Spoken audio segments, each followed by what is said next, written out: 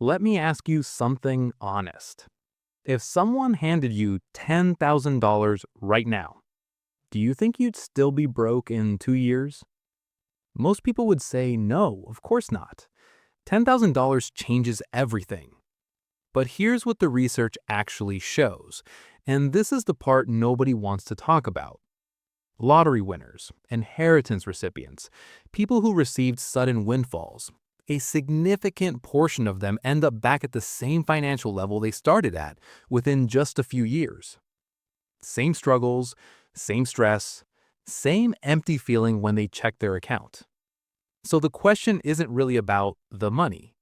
It never was. And that's the brutal truth most people spend their entire lives avoiding.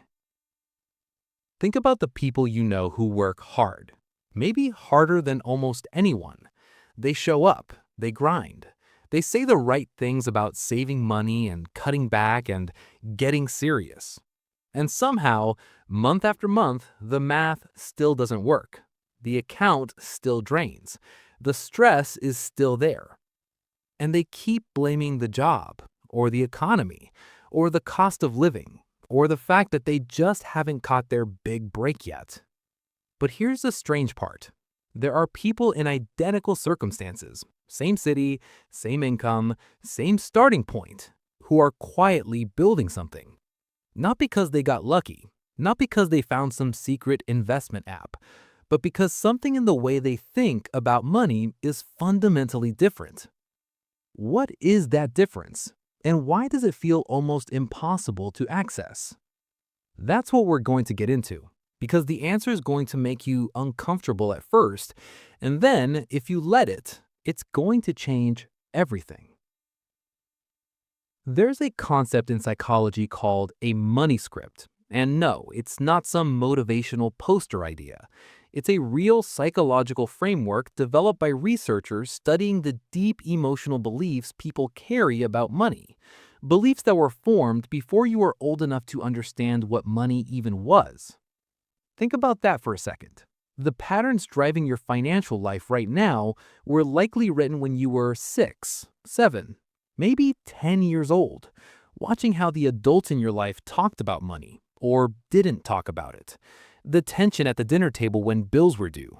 The way your parents went quiet when someone asked about finances. The phrase you heard over and over, "We can't afford that," or "Money doesn't grow on trees," or maybe the opposite, "Don't worry, we'll figure it out." Those weren't just words. They were instructions, and your brain filed them away as laws. Here's why that matters. The brain doesn't distinguish between a memory and the belief. When a thought gets repeated enough, especially under emotional conditions, it becomes a background program. It runs automatically, and most of the time, you don't even know it's running.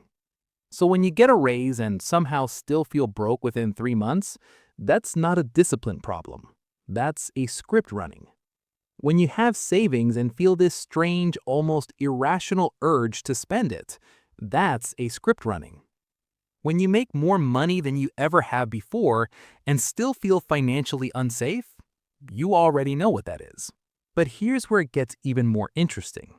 And this is the part most people miss entirely. It's not just about the beliefs themselves. It's about what those beliefs are protecting you from. Because the brain doesn't hold on to dysfunction for no reason. The brain is always trying to keep you safe. And somewhere along the line, it decided that staying broke, or at least staying financially familiar, was safer than the alternative. This sounds insane on the surface. Why would anyone's brain choose struggle? But think about it this way. If you grew up watching money tear families apart, if wealth in your environments meant arrogance or distance, or becoming someone you weren't, then your brain quietly learned something. Wealth is dangerous. Staying comfortable, even if uncomfortable, is at least predictable. There's even a name for it in therapy. It's called the upper limit problem, and it essentially means that every person has an unconscious ceiling on how good they'll allow their life to get. When things start going too well, financially, relationally, emotionally, the brain introduces sabotage to bring things back to what feels normal. You've felt this. You know you have. The month everything was going right, and then suddenly you made a decision that made no logical sense. The moment you were finally on track, and somehow, mysteriously, the track disappeared. That wasn't bad luck. That was the ceiling doing its job.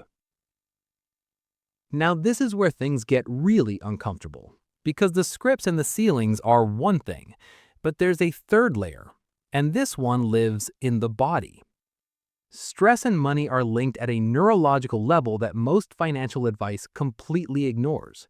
When you're under chronic financial stress, and studies suggest that a majority of people in developed countries experience this regularly, your brain shifts into what neuroscientists call survival mode. The prefrontal cortex, which is responsible for long-term thinking, planning, and rational decision-making, goes quiet. And the limbic system, the part of the brain built for immediate threat response, takes over. In survival mode, your brain doesn't care about your 5-year plan. It cares about right now. It wants relief. It wants to feel okay for the next 5 minutes.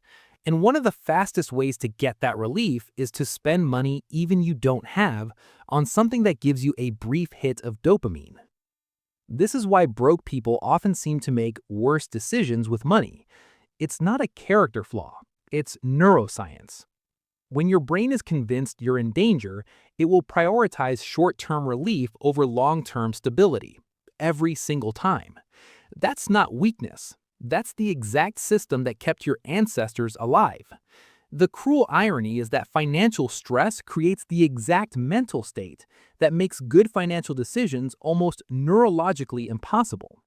You're not bad with money. You're operating in a brain state that was never designed for long-term wealth building.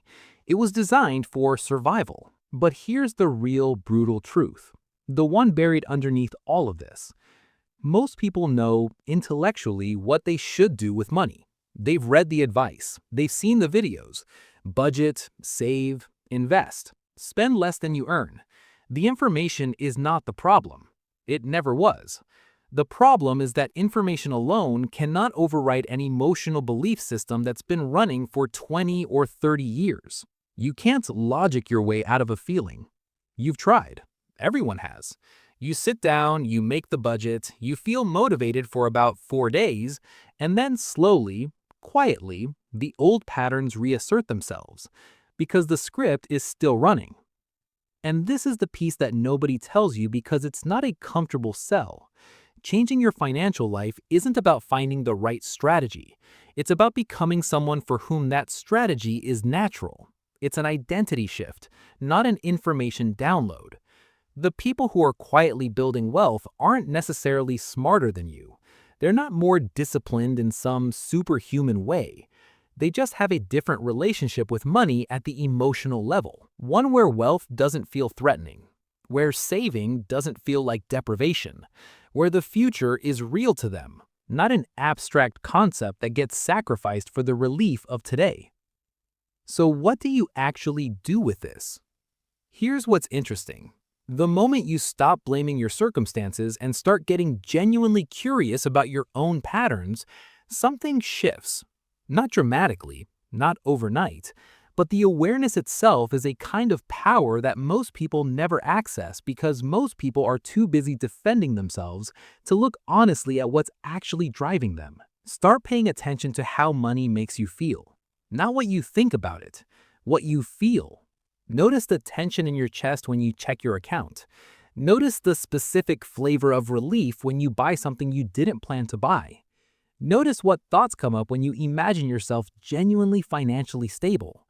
Because sometimes that image is more unsettling than people expect, and that discomfort is information. The script is readable. The ceiling is raisable. The survival state is, with intention and practice, interruptible. But none of that starts with a new budget app or a savings challenge. It starts with telling yourself the truth about what you actually believe. Not what you want to believe. Not what sounds good. The actual belief running in the background you've never quite let yourself look at directly. Because once you see it, really see it, it loses some of its power. It becomes a pattern you're observing instead of a force that's controlling you. And that gap, that tiny space between the impulse and the response, is where financial change actually lives. Once you start noticing these deeper patterns, something strange happens. You begin to realize that the way your brain handles money is connected to something even bigger, the way it perceives scarcity in every corner of your life. And that's exactly what I go into in this video, where I break down the specific psychological mechanisms that make your brain work against your own financial goals, even when you're trying your hardest.